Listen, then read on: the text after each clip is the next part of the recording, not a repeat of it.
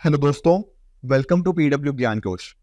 India की पहली regional train service rapid x ये स्टार्ट होने जा रही है फ्राइडे 20 अक्टूबर से।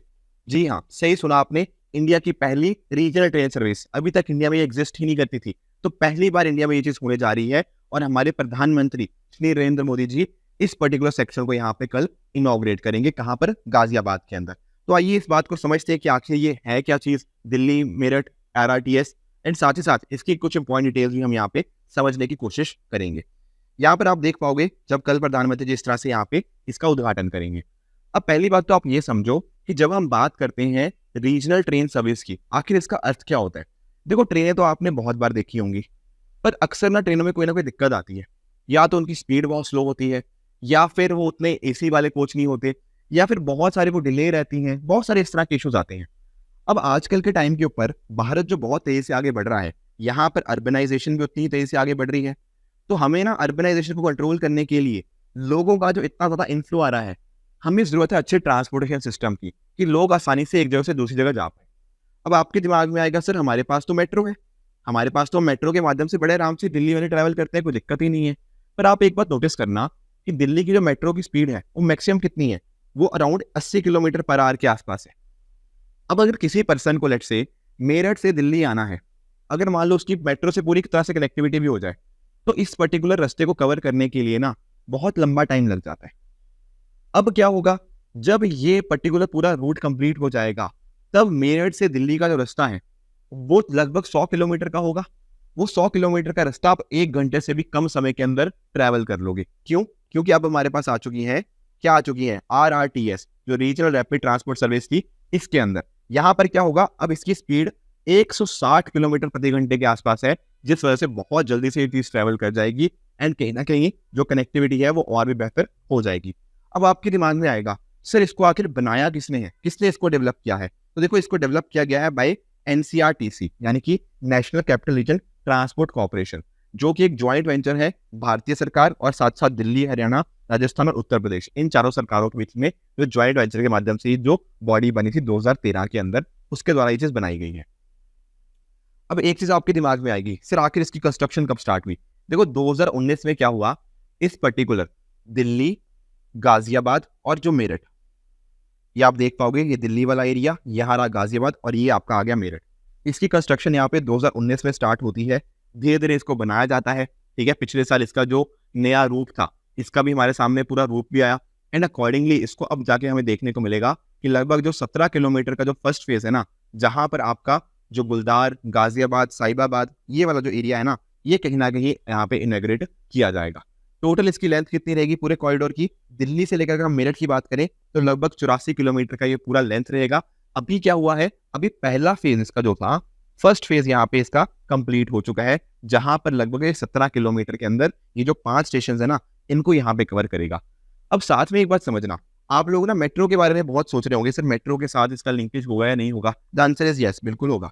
मेट्रो के अंदर भी आप देखते हो बहुत सारी लाइन हमें देखने को मिलती है, blue line, yellow line, pink line, violet line. अब ऐसा भी होता है कई जगह पे ये लाइंस आगे आपस में कनेक्ट करती है, जैसे अगर आपने राजीव चौक देखा हो, वहां पर आपकी येलो लाइन ब्लू लाइन से मिल जाती है। तो इसी तरह से ये जो RRTS बनाया गया है ना, इसको मेट्रो के साथ भी यहाँ पे कनेक्ट किया जाएगा। कोशिश क्या है? कोशिश है आपकी मल्टी मोडल कनेक्टिविटी को बेहतर से बेहतर इंक्रीज करने की। देखो, आप एक चीज समझो, अगर सिर्फ RRTS को बना दिया और बाकी मेट्रो हो गया या बाकी और साधनों से कनेक्ट नहीं किया गया, तो उसका फायदा ही क्या हुआ? तो यहाँ पर ना इसको मेट्रो के साथ में भी, एंड साथ ही साथ आपके एयरपोर्ट्स हो गया, आपके बस स्टैंड्स हो गया, उनके साथ भी यहाँ पे इंटीग्रेट किया जाएगा, ताकि जो पैसेंजर्स हैं उनको किसी भी तरह की कोई भी दिक्कत यहाँ पे ना आए। ठीक है ना? तो जो 15 सितंबर को जो NCRTC था, उन्होंने ये बात बोली भी कि जो ब्लू लाइन है उसके साथ भी काम किया जा रहा है। यहाँ पर आपको ये न्यू अशोक नगर वाला जो एरिया देखने को मिल जाएगा, ये new Ashok Nagar metro station के साथ में इसको यहाँ पे सक्सेसफुली यहाँ पे इंटीग्रेट भी कर दिया जा चुका है।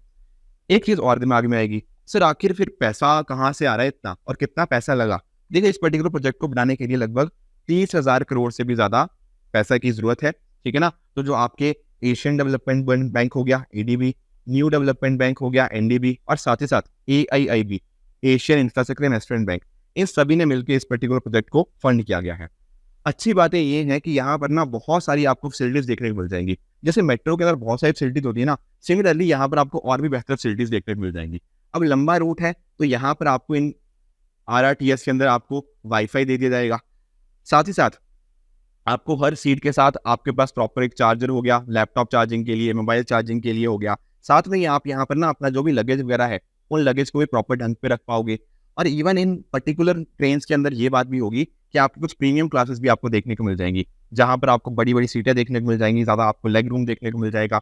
तो बिल्कुल अच्छी तरह से इसको स्टार्ट किया जा रहा है, ताकि आपका जो अर्बनाइज़ेशन बहुत तेज़ी से हो रहा है ना, उसके फ़ायदे कहीं न कहीं यहाँ पे आम लोगों को हो पाए, उनको मदद यहाँ पे मिल पाए।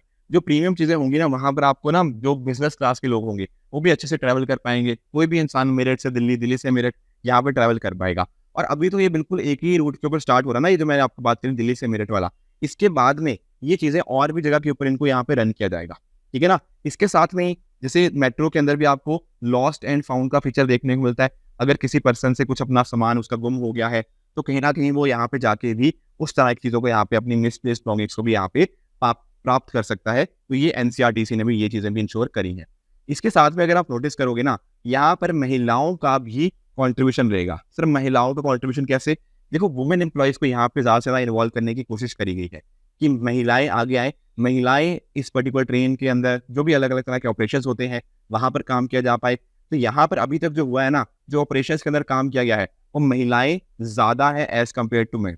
तो वुमेन एम्पावरमेंट का भी बहुत अच्छा एग्जाम्पल हमें यहाँ पे देखने को मिल जाएगा। तो कोशिश यही है कि इस पर्टिकुलर चीज़ के माध्यम से जो हमारा अर्बनाइजेशन का मुद्दा है, कहीं न कहीं जो अनप्लैन्ड अर्बनाइजेशन होता है, उसको यहाँ पे ठीक किया जा पाए। जो दिल्ली के अंदर बहुत ज़्यादा ज़रूरत से ज़्यादा पॉपुलेशन है, कहीं न कहीं उसको हम आस-पास के एरियाज़ के साथ भी लिंकेज करें, ताकि ये जो मास रैपिड ट्रांसपोर्ट वाला सिस्टम है ना, इससे हम अपनी जो अर्बनाइजेशन है उसको सही ढंग से लेकर आ पाएँ, ताकि एनवायरनमेंट भी बेहतर हो पाए और इकोनॉमी भी हमारी अच्छे से परफ़ॉर्म कर पाए।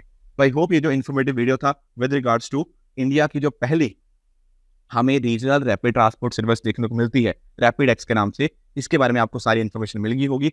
अगर कुछ भी इसके रिगार्डिंग अपडेट्स होंगे, तो मैं उसके लिए आपके लिए अलग से वीडियो भी ले आऊँगा। Thank you so much.